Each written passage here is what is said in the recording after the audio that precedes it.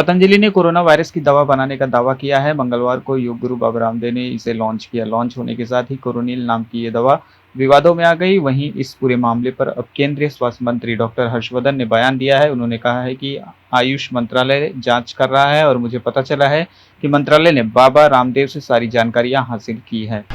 लद्दाख में हिंसक झड़प के बाद से ही भारत और चीन के बीच तनाव बढ़ता जा रहा है। इस बीच जम्मू कश्मीर सरकार के आदेश के बाद वहां के लोगों में चिंता और बढ़ गई है। दरअसल जम्मू कश्मीर में सरकार ने 2 महीने के लिए एलपीजी सिलेंडर का स्टॉक करने का आदेश दिया है। इसके अलावा सुरक्षा बलों के लिए स्कूल को खाली करने का आदेश भी दिया गया है। लद्दाख में भारत चीन के बीच जारी तनाव के बीच अब जम्मू कश्मीर ने सरकार ने 2 अलग अलग आदेश जारी किए हैं, जिसके कारण वहां के लोगों में चिंता बढ़ती हुई दिखाई दे रही है।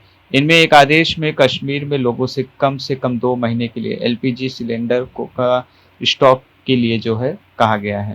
भारतीय जनता पार्टी के प्रवक्ता संबित पात्रा ने फिर कांग्रेस पार्टी पर तंज कसा है। पूर्व प्रधानमंत्री पीवी नरसिम्हा राव को लेकर संबित पात्रा ने कांग्रेस पर निशाना साधा है। संबित ने कहा कि नरसिम्हा राव शायद पहले शख्स थे जिन्होंने शाही राजवंश यानी गांधी परिवार से देश के खतरे को जो है पहचाना। इसकी वजह से उन्हें सत्ता से दरकिनार करने की कोशिश की गई। नतीजा ये हुआ कि सोनिया ने उनके शव को कांग्रेस मुख्यालय में ले जाने तक अनुमति नहीं दी थी।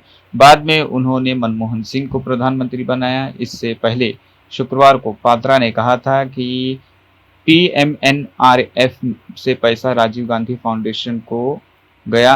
3 बार पीएमएनआरएफ से पैसा जो है लिया गया।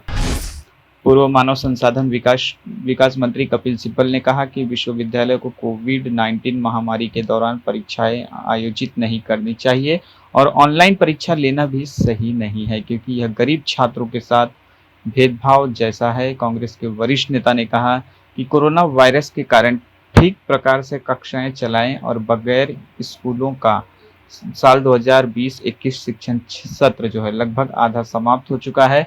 इसलिए अगले साल भी कक्षा 10वीं की बोर्ड परीक्षाएं आयोजित नहीं की जानी चाहिए, क्योंकि इससे छात्रों पर बेवजह का बोझ पड़ेगा।